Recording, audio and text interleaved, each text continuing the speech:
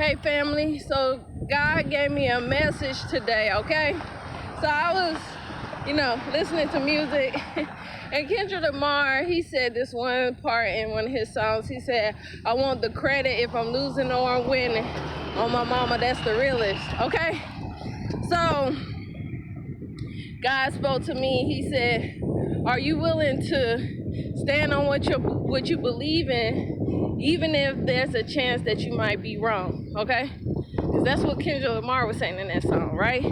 That he go stand on what he believe. He want the credit for what he believe. If he wrong or if he right? If he losing or if he winning, right? So God said to all his believers, okay? If you say you believe in Jehovah, right? The Lord of Lord, Yahweh, he got many names, right? The Lord of Spirits, the King of Kings, okay? The creator of heaven and earth, okay? The God of Israel, the God of Jacob, Adam, right? Abraham, Isaac. If you believe in that God, okay? This message is for you. Are you willing to stand on what you believe, okay? I am willing to stand on what I believe, okay? I believe that God is telling me to tell his people that Jesus is not the true Savior.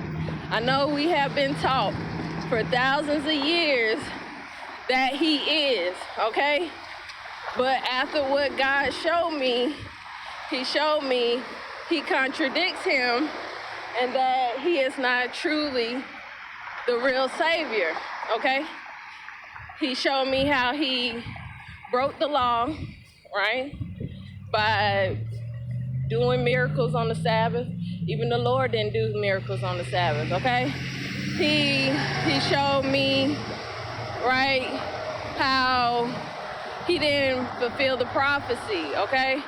The prophecy clearly says in more than one book, and all the books that has the prophecy, they stopped teaching it and they removed it from the Bible, okay?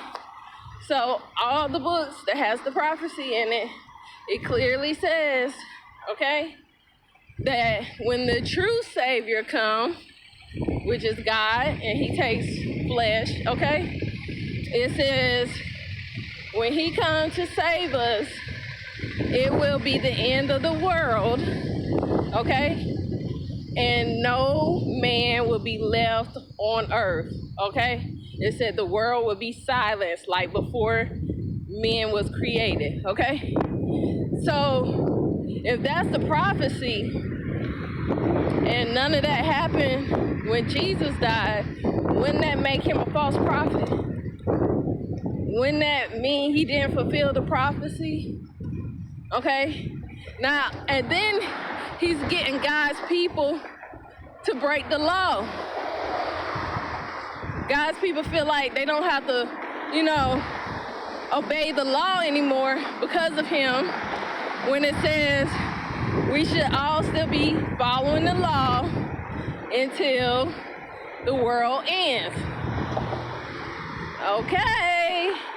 And then, right, on top of that, right, we're also breaking the law by putting him before God, because God says we shouldn't put anybody before him, but Jesus says, right, that we should put him before God, right, in order to get to God. Ain't that what he say? I'm just saying, if he is really not the one, that means everybody that follows him is going to follow him right into hell, right? Because, right? Okay, so because in Deuteronomy 13, God had already warned us, kind of like he warned Adam way before he did it, right? I warned Adam not to eat of the apple. It was probably months, maybe even years, before it. I think it said 7 years. So he warned him 7 years in advance not to touch the apple and what would happen, okay? In Deuteronomy 13, God warned us.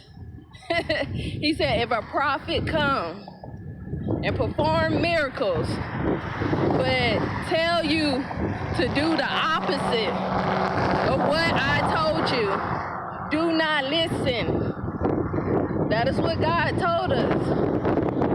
And God has shown me, and I have showed y'all, how Jesus is telling us to do the opposite, how he's contradicting God, okay? So that means, according to that, we're not supposed to be listening to him.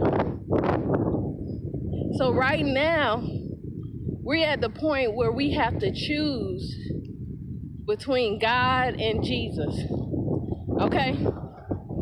And if you go choose Jesus over God, are you willing to stand on that? Okay?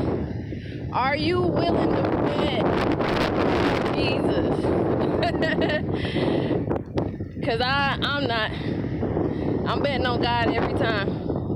Right? I'm betting on him every time. For the good and the bad. Are you willing to stand on Jesus? Right? Because if you follow Jesus and you wrong, you gonna have to face them consequences. If you're not 100% sure, God said you need to keep connecting with him. You need to keep seeking. You need to keep studying, right? You need to keep searching. You need to ask the right questions. I love you, family. Y'all have a good day.